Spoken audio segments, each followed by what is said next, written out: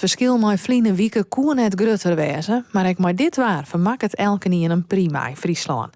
Je beljouwt waar het zo'n dagen lien net oors die in ons rieden, maar nou is het wetter het terrein van de hoen. Heel onwerkelijk. Ik zei net al, het lijkt wel of we gedroomd hebben.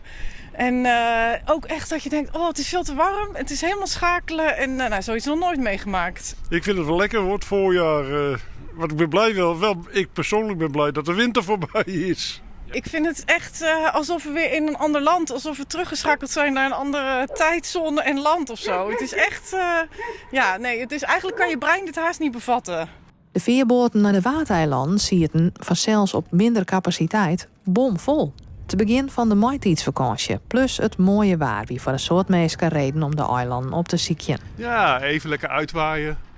Prachtig weer in het vooruitzicht. Zonnetje op de kop. Ja, perfect hè. Ja, het wordt genieten.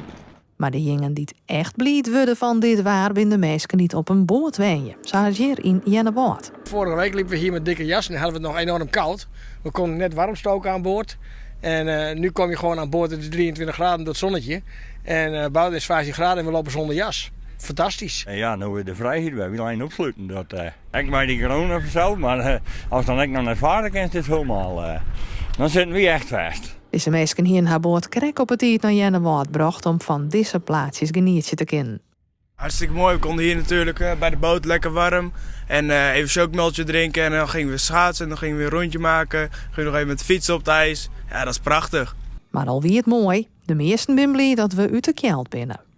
Al we zijn weken hier naar vorige week met zinnen erbij, dat ik wel mooi. Maar december bloed het mooist, dat ik wel mooi zag.